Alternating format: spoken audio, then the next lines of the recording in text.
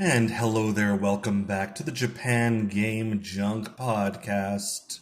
Using the new phone, which means it's a new voice recorder, and I can see the voice, the sound modulation and such as I speak, which makes it easy to know that the volume is not too bad. Anyway, today, going to go over some things found at one of my favorite hard-off stores that's out in the, well, I can't say it's out in the middle of nowhere because it's a fairly major city, but kind of a place where it's impossible to go without vehicular transportation.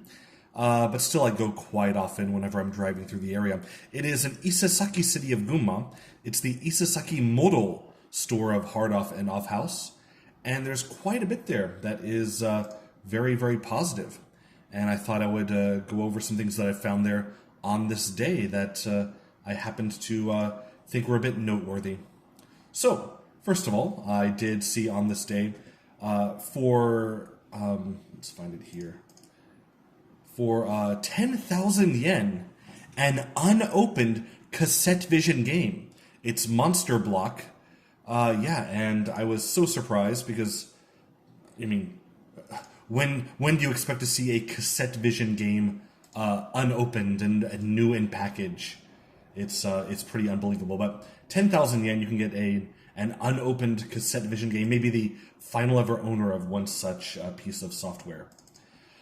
For 6,000 yen was a soundtrack CD that was included in the Super Famicom magazine. So way back when there was a magazine, I believe not made by Nintendo, but a third party, and it would have various Super Famicom news, Nintendo news, and it would always include a soundtrack CD with various tracks from the recent game releases. And there were many, many of these on sale. The one that I'm looking at right now, which was in the display case, was 6,000 yen. However, there were many, many others that were, I guess, less rare. And these were between 800 and 1,500 yen each. They had about 12 of them. I guess someone had sold their collection. And indeed, that is, it has Final Fantasy game stuff and, various other collections of different soundtracks. And, at the time, this would have been a really fun thing to collect if you were getting this magazine.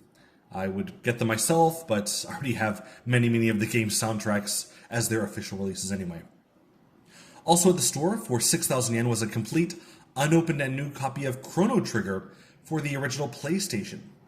Again, one that's not so rare, but if you do want to have one brand new, well, this is your chance, isn't it? 6,000 yen again, more than I would pay for it. But anyway, for 16,500 yen was a pink Game Boy Pocket. It was just in really, really good condition, but that's a lot of money to pay for a Game Boy Pocket. I surely wouldn't, especially when you get a Game Boy Color for 7,000 yen right beside it, a purple one. Or on the other side of it was a 22,000 yen, so 20,000 yen plus tax, Game Boy Micro. For it's the old Famicom colors. That's much better bang for your buck, but still, both of those quite a bit more expensive than I would pay for anything like that. Let's see here. Next up, we had for the Super Famicom a very clean box of Nosferatu for 18,000 yen. Same price. A very clean box of Knights of the Round for Super Famicom. Which is, a lot of money, but if you really want to have those clean boxes, there's your chance, right? Next up in the showcase as well, there was, let's see here, there were the Famicom Mini, not the re-release of the system, but there was a selection of original Famicom games released for Game Boy Advance in little tiny Famicom boxes, which were then inside clear Game Boy Advance cartridge boxes. But yeah, you could get Dr. Mario or Makaimura, Ghouls and Ghosts, Twinbee. All these games for 2,500 yen, which is a somewhat fair price if you include the boxing manual as these did. Also available for 5,000 yen, this is actually a fairly cheap way to get this game. For the PC Engine Super CD-ROM, it was Macross. The what is it? The Forever Love Song Macross for Super CD-ROM. 5,000 yen because it does not include the back insert in the CD-ROM, only the disc and the manual, which still is not too bad. Next up, we have here Columns 3. So Columns 3 for the Mega Drive / Genesis is actually fairly famous for its strange box art, which has a weird middle-aged man kind of sitting on a big pile of gems. But the Japanese version, unfortunately, is the same box art pretty much, only with no middle-aged man on the box. But still, you can get the complete version, although the manual does have some damage to it, it says, for 2,000 yen. And if I didn't already have the cartridge loose, I would have bought it, I think, for that price. It's pretty cheap here.